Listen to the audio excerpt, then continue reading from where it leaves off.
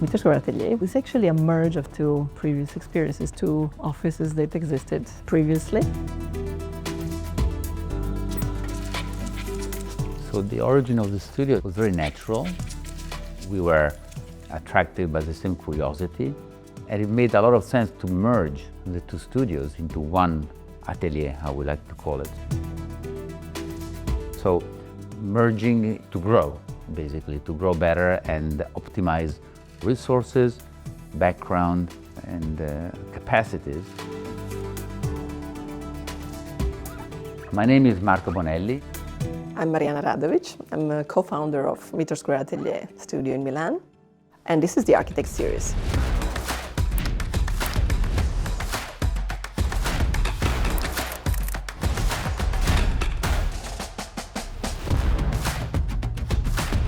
Yeah, we have different backgrounds, different but also overlapping in many different situations and projects. So we're both architects with international backgrounds. Somehow our previous practices were based on that. On one side architecture and retail and a lot of residential, and on the other side architecture and yachts, and then we do design products. So all this put together is a kind of giving us this transversal way of thinking, and then actually multidisciplinary thing is coming from that side.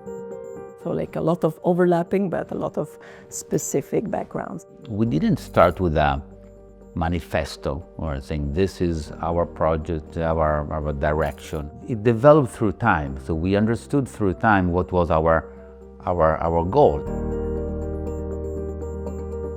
And the years passed, and of course the goal is more focused, but we always had as a main point quality and service. So quality and service are our debate, of course, without neglecting our creativity, meaning our product should reflect also who we are.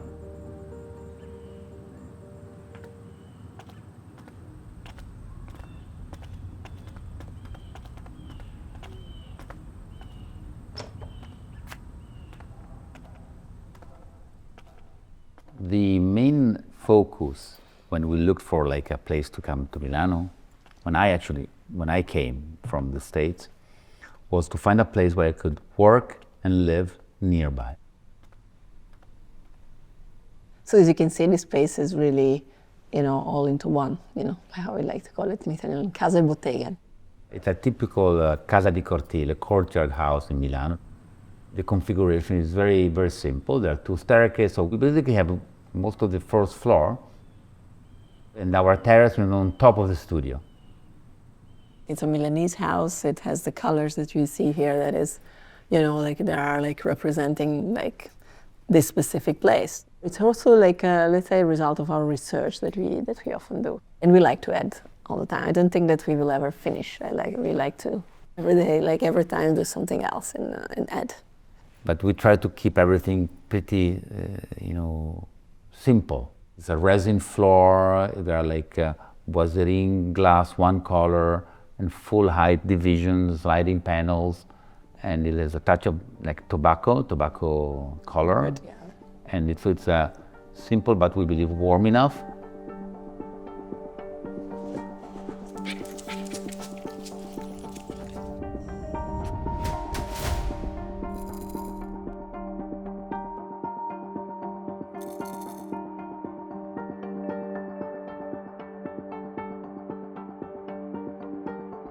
The Velasca project was about the reduction, taking less is enough, one of our mottos. It started from a blank piece of paper. We are in Milan, an apartment in Milan that was previously an office space. So it was the most, generic, corridor, reflected ceiling, standard, low quality. In this case, we had a very young client.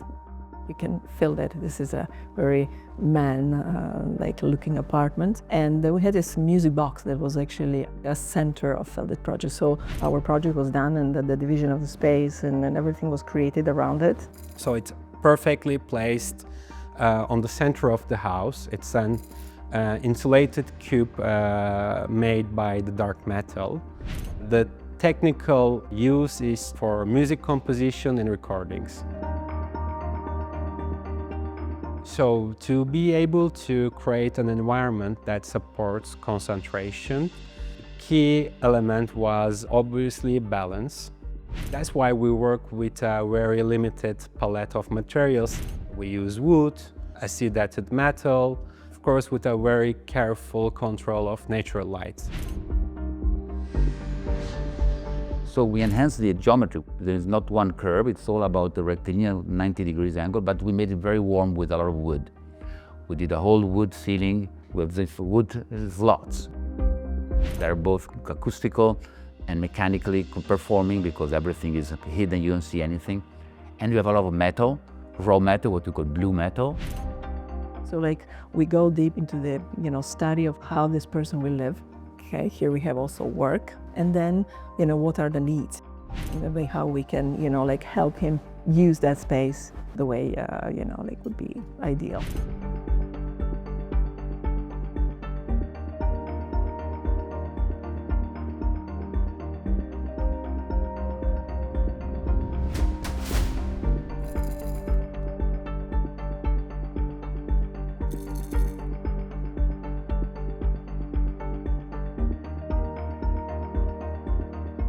The offices in London was, again, a nice challenge. It was a full COVID time, and the space was amazing. We actually got photos. It's like being able to see the spaces was even difficult, but we had a great team also locally, and we managed to work on it. The first thing, any project we approach it, we understand the context. In that case, in London, was a beautiful building on the Thames, on the river. And we came and it was all, covered, it was a white box. So we began demolishing the drywall and we discovered this incredible concrete cassettoni, the big squares, big like brutalist concrete. We discovered these beautiful covered concrete ceilings that we want to keep for sure. Then we at the end, wanted to actually give life to something that was looking like was always there from the beginning. One of the main challenges was, while ensuring the minimalistic approach, minimalistic aesthetic, we should not compromise from the technical performance of the building. Acoustic solutions were integrated into architecture, but they are hidden in the architecture with bulkheads, perforated panels, and some custom joineries. So they have this kind of like a industrial chic, detailed, like sartorial, whatever, that surrounds you, but then the acoustic was perfect. So you have this like a factory that's a very tall ceiling, acoustical ceiling, visible, mechanical. And let's say that these offices are organized the way it's a future of work, we can say. So there is let's say technology is the highest level, but you don't see it. The layout was designed as a flexible framework that could work with different ways of working. There are many different spaces that could be connected, of course, as a big meeting room, small meeting rooms. Exposure was very important, so like the way we divided those offices, because some of them are looking at the river and they have a great daylight. The other areas, the meeting rooms, are positioned on the other side. So again, layout, very clean, very pure, and then, materials follow.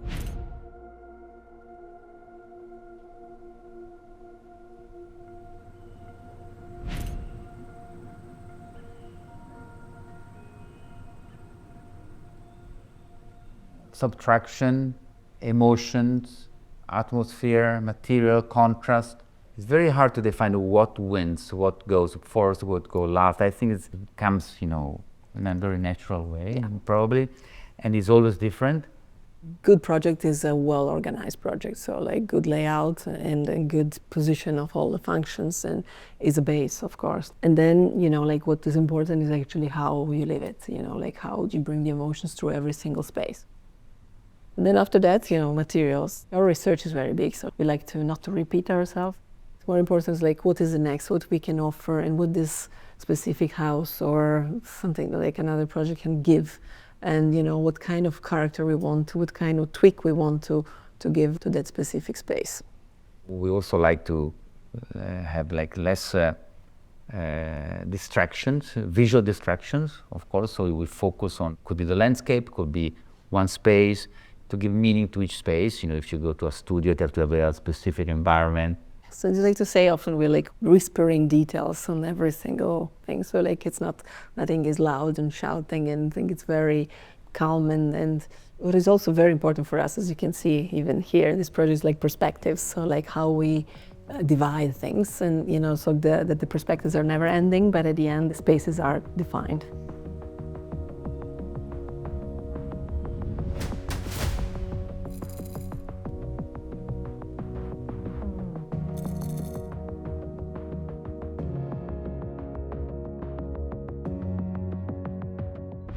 Core Club, okay, is a special project, you know, it's like the home away from home.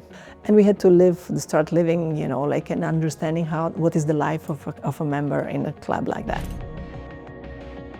We had to create space where a member could stay 24 hours without ever feeling bored or in one place. So like they're able to eat in the restaurant, they're able to eat in their meeting rooms, in the library. We have like different 4 levels that have to work together.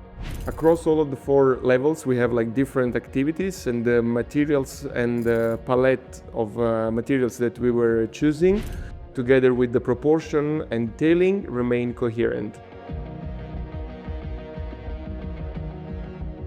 The emotion that you create in every space is more important than like the space itself, you know, like because sometimes you can see spaces that are like well done that you might like also like aesthetically, but if they don't transfer you anything, and if you are not happy to stay there and you to go back there, it's not a project that is like successful. Rather than separating spaces, we were trying to merge together. We designed also gradual passages between them. There were like elements such as scenographic partitions, changes in lighting, and shifts in materials that help us to guide the movement through the club.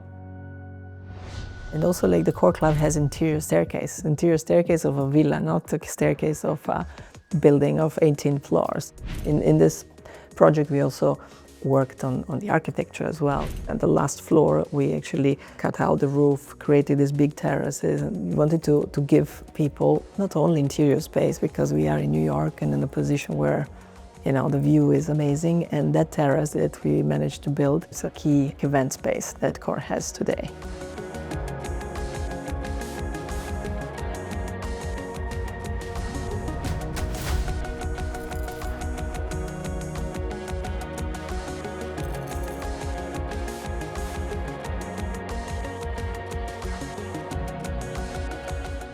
The Mario Botta in Merate building, it's one of 5 villas.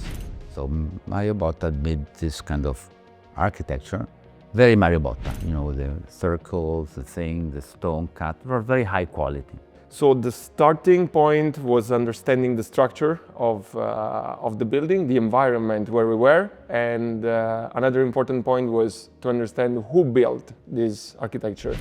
It was a bot architecture, so an architect that is already working a lot with the lights and environment. The shapes are very clear shapes, so this was the first impact that we had when we had to start to study the layout in a proper way.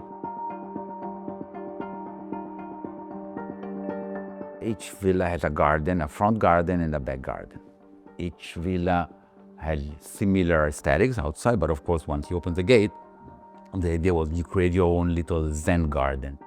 But again, as we always do, we never scream design. You know, it's more about making a recipe that the site or the client are suggesting us. The house is conceived as a continuous spatial narrative. We have like 3 different floors. Starting from the ground is a little bit more open and social. The basement is a little bit more introspective and dedicated to wellness and rituals. And the first floor is entirely private and dedicated only to the owner. Each level of this building has its own atmosphere, but they are all connected through a coherent palette of materials and proportion. We did a very meticulous work on materials, on proportion, hidden technology.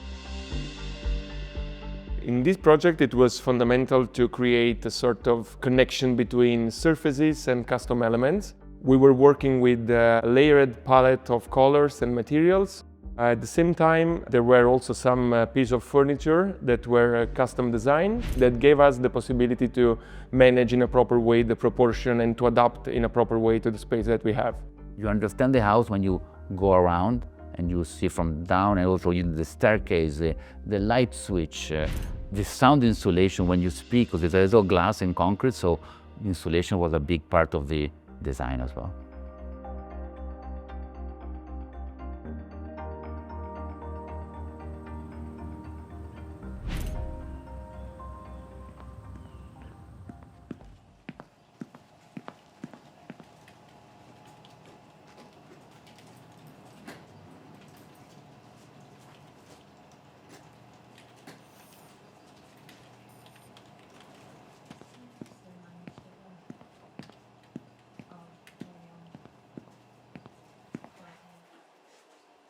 What do you think about this? Really nice with the colors, even if these one here.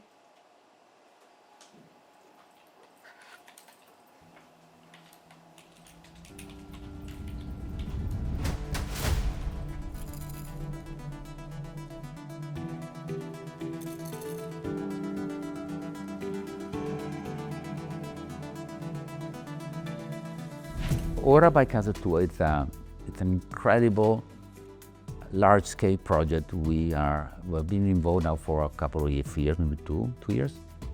So it's in progress. It's a high-rise 75-story building in Miami Brickell. It's called Casa Tua, Ora by Casa Tua, because there is a place already called Casa Tua in Miami. It's a food and beverage club. It's about a lifestyle that the developer and the brand identity wanted to bring to a high-rise. It's a residential building with the different food and beverage spaces that has to, give the vibe of what Casa Tua and how Casa Tua works and feels it works today on the different levels. And then, the main goal was to organize and make spaces that are in the skyscraper, but that you forget that you're in the skyscraper. Casa Tua is defined by atmosphere, hospitality, and strong sense of social life. So instead of reproducing some specific design elements, we focused on spatial qualities of Casa Tua, such as warmth, fluidity, and openness. The singularity of this building that we actually were suggesting to Arquitectonica themselves is, let's create something kind of unique in this building. So on the 40th floor, 3 floors are empty and there is a big garden. It would be very iconic because you would see this building and then you see a wood, bosco.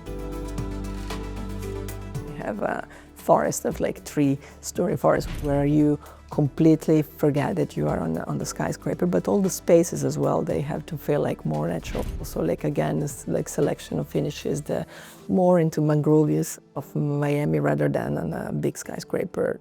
This creates a natural flow between private and shared spaces, allowing residents to be able to move easily between quiet moments and social interaction. So here is the entranceway of this part. Then you turn around, you go to the main area. Here we want to create privacy, so we put a library to filter a bit this part. So they change the colors from here, no? Yeah. This is the teppanyaki kitchen that they want to put at the rooftop of this skyscraper.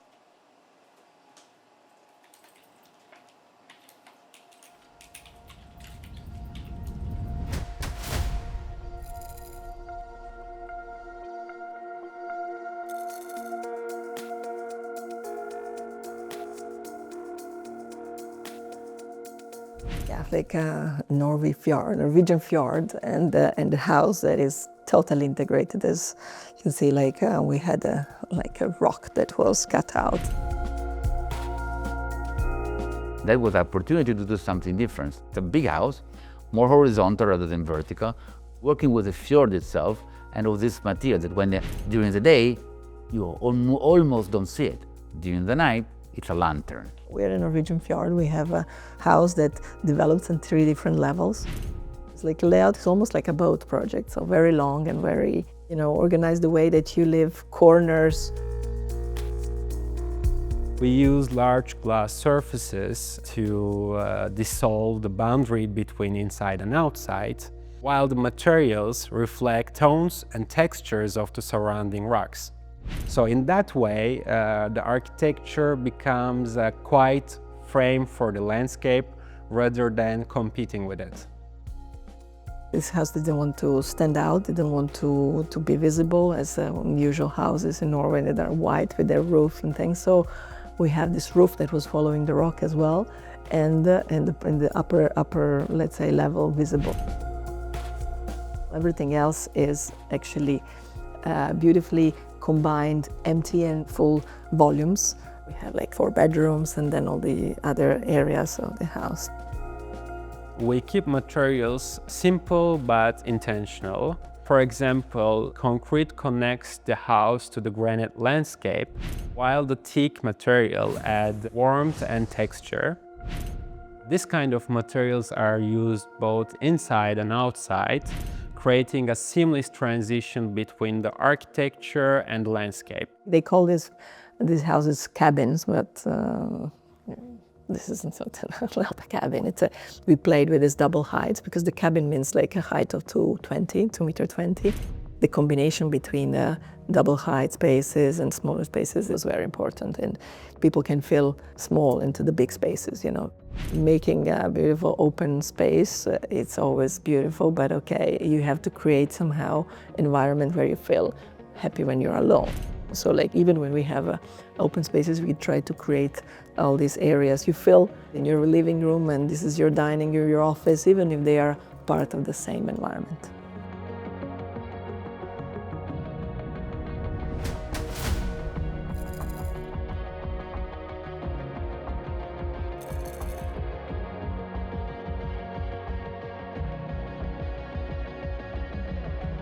The Azimut series, the Grande Series, we were asked to rethink. It's a different, again, it has been a different task compared to the residential or the Milanese or the Norwegian. It's working with a shipyard that has an identity. We did a lot of fashion-related projects in the past, so we know very well what's a product, brand identity, and it has to be coherent with the story, with the DNA. Same thing with a shipyard. They have a very strong identity, so you have to do something that is next step, but without, neglecting or without confronting or fighting the DNA. It was not a one-off boat. It was not for a client, specific client, but we had to make a product that would be, liked by a wider range of people. The idea is about creating atmosphere on board that feels relaxed and natural, maintaining also a high level of refinement. So barefoot luxury, so those 2 words were helping us to design the different spaces of the boat. On board is expressed through like open spatial layouts, soft transition between the environments, so between exterior and interior areas, and carefully control also between the palette of colors and palette of materials. Sometimes we like to say that we whisper our design, we don't shout it. We don't do the main salon with the chandelier and, and 7, blinky things. This is not us. But I don't think it's only us. Opulence is going away from the world, I think from at least the Western world. So this is our client. So we don't like opulence, we like subtleness, but we like richness of material, of thinking. So you can use a very cheap material, but you see there's a lot of thinking behind. That's very interesting. I think that we have to do like a quick check. We have this part here, also here, instead of the wood maybe close to it.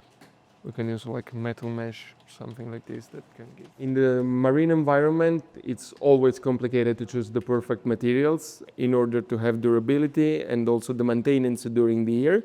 We selected finishes that are resistant to humidity, to sea salt, and at the same time we tried to find materials that will remain with the same aspect and also from a tactile point of view have always the same quality. So here we have this wood. Do you think that we can maybe change a bit this? I don't know, maybe this one? But can we have more contrast in between this is this cool. color? And more or less same texture. Okay. Yeah, good. Works properly. with this movement for the sofa. You can try to Maybe make more round this area, no? Could be rounded, yes, which is the round. We worked a lot on the layout, even if the boats are not big ones. We managed to change it. We managed to refine the flow inside. We managed to remove certain things that we are used to see, you know, like the layout between the master cabin and the master bathroom with the usual two doors that you see them always in front. So we played with partitions that were kind of not aligned, so that were allowing us to enter the spaces without even having doors.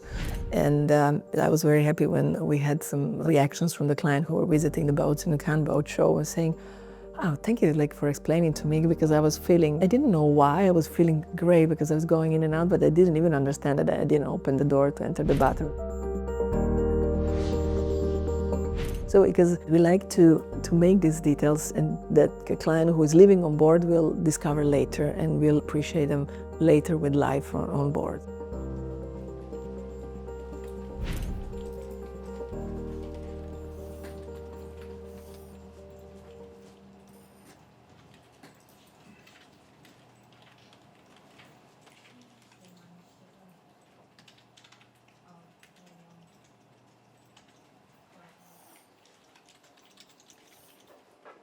With light, with furniture, we always say there is more than one solution only. There are a few good solutions. Sometimes there are different opinions, you know. Often if you ask us like horizontal or vertical, we will give you two different answers.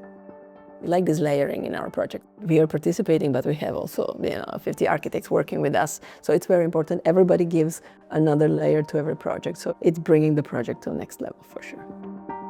Also because we work closely with a lot of fashion designers, very talented, and that's the process they do also. They give us an input, and then they constantly change. They constantly change until the fashion show. It's the capacity of changing and not being stuck as an architect, to your initial idea of the concept, the preliminary, definitive design development. Yes, it has to be, but some things, especially in the finishes, the lighting, we think that if you keep a sense of flexibility and not being afraid of even changing, it might actually work better at the end of the day, or at least you have seen another way to look at it. We already worked on so many different things and so many projects with a needed approach that is something that we never did before. This is what we like. We don't like to repeat ourselves with certain things, but we like to dig into new type of projects, new approaches, and new places that we never worked. So something we say often among us as a team in the atelier is to always push the bar as high as possible, just really free yourself of any boundaries creatively, and then go back and make it real and functional. But never work the other way around, because rational and emotions, they don't have to conflict with that, you have to arrive to a one product, but again, raising the bar, and to do that, it's a lot of hard work behind.